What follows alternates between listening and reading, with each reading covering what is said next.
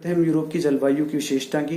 तो देखिए, यूरोप की जलवायु की पहली विशेषता क्या है कि तापमान की समरूपता पाई जाती है। समरूपता का मतलब ये नहीं कि पूरे यूरोप में एक जैसा तापमान है, पर यह है कि कमती बेसी तापमान में वेरिएशन बहुत कम होता है। आप सर्दियों में देखेंगे तो सर्दियों का तापमान आपको 0 से लेकर 10 डिग्री सेल्सियस, ध्रुवीय क्षेत्रों में जाएंगे तापमान 0 डिग्री सेल्सियस से कम हो जाता है, परंतु फिर भी 0 से 10 डिग्री सेल्सियस की रेंज पाई जाती है। अब गर्मियों की हम बात करें तो गर्मियों में आपको ज्यादा वेरिएशन नहीं मिलेगा। ये तापमान आपको ज्यादा से ज्यादा 15 से 20 डिग्री सेल्सियस, या वर्तमान में हम कहें तो जो जलवायु परिवर्तन, ग्लोबल वार्मिंग, क्लाइमेट चेंजेस के बारे में आप वाकिफ हैं, उसकी वजह से कुछ लोकल वेरिएशन और एक औसत वेरिएशन पाया जा रहा है जलवायु में, और ये वैश्विक जगत के लिए चिंता की बात है। तो इसलिए जलवायु परिवर्तन को हमें अच्छे से प्रबंधित करना होगा ताकि उसके नकारात्मक प्रभाव जैव जगत पर ना पड़े।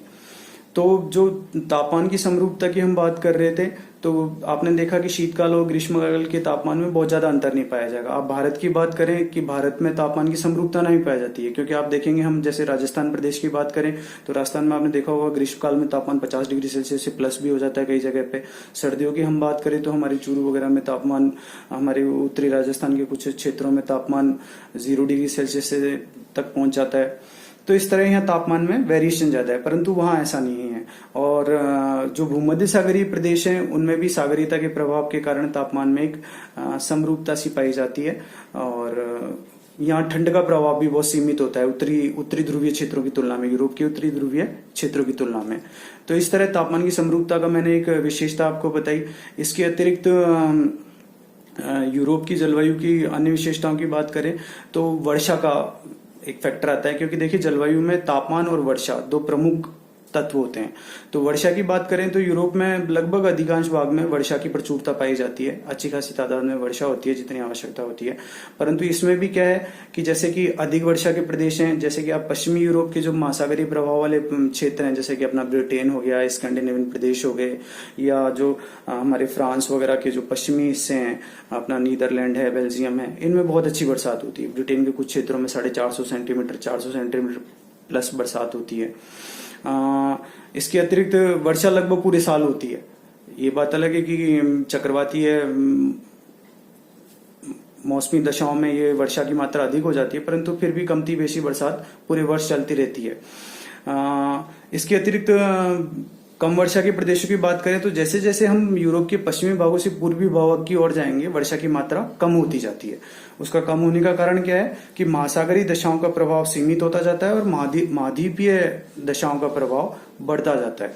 ठीक है, तो जो मध्य यूरोप का भाग है उसमें आपको वर्षा कम मिलेगी। आपको ये वर्षा की मात्रा यहाँ आपको 70-80 सेंटीमीटर वार्षिक के रूप में प्राप्त होगी। और आगे बढ़ते हैं हम पूर्वी यूरोप या पश्चिमी रूस की ओर, तो यहाँ वर्षा की मात्रा बहुत ज्यादा कम हो जाती है।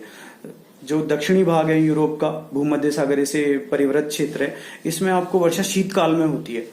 ये विशेष बात है कि ग्रीष्मकाल यहाँ लगभग शुष्क होता है और शीतकाल में यहाँ आपको वर्षा का अधिकांश भाग प्राप्त होता है। इसका कारण ये है कि एक तो भूमध्य सागर से चलने वाली चक्रवाती दशाएं हैं, और जो हमारी वायुदाब कटिबंध होते हैं, हमारे वायु कटिबंध होते हैं, इनमें जो शिफ्टिंग चलती रहती है, उसके कारण जो कास्केडिंग इफेक्ट्स के कारण वर्षा में ये परिवर्तन पाया जाता है कि दक्षिणी यूरोप में वर्षा अधिकांशतः शीतकाल में प्राप्त होती है। इसके अतिरिक्त एक क्षेत्र उत्तरी ध्रुव का है। उत्तरी ध्रुव में वर्षा की मात्रा कम भी रहती है, और जो वर्षा प्राप्त होती है वो पूर्णतः हिमाच्छादन के रूप में प्राप्त होती है आपको। तो इस तरह ये वर्षा की बात हुई। तो मैंने आपको तापमान के बारे में समझाया, वर्षा के बारे में समझाया। इसके अलावा यूरोप की जलवायु की विशेषताओं में कुछ दो चीजें बहुत महत्वपूर्ण है। एक तो है चक्रवाती दशाओं का प्रभाव, और दूसरा है वायु राशियों का प्रभाव। देखिए वायु राशियां, जैसे मैंने पहले इनकी आपको परिभाषा समझाई, विशेषताएं समझाई, कि किसी व्यापक क्षेत्र की जो जलवायु दशाओं को समाहित करते हुए जो वृहद वायु राशियां होती हैं, वृहद एयर मास होता है, उसे ही हम वायु राशि कहते हैं, और वो जिस भी क्षेत्र में प्रभावित होती है अपनी विशेषताओं से उस क्षेत्र को प्रभावित करती है। तो अब क्या होता है कि यूरोप में हमारे वायु राशियां समुद्री क्षेत्रों से भी चलती हैं, ऊपर के उत्तरी जो ध्रुवीय क्षेत्र हैं, पूर्णतः हिमाच्छादित क्षेत्र हैं, उनसे भी आती हैं। तो इसके कारण ऑब्वियसली बात है कि महासागर की समदशाओं का, आर्द्र दशाओं का प्रभाव वो यूरोप के मुख्य भूभाग पर डालती हैं और ऊपर से ठंडे क्षेत्रों से आने वाली वही राशियां अपने ठंडे प्रभाव यूरोप की जलवायु पर डालती हैं। तो इससे यूरोप की जलवायु डिसाइड हो रही है। एक मैंने बताया चक्रवाती दशाएं। चक्रवाती दशाएं जैसे कि आपने फर्स्ट ईयर में पढ़ा होगा कि चक्रवात में जो हमारे शीतोष्ण कटिबंधीय चक्रवात होते हैं उनकी विशेषता ये होती है कि वर्षा का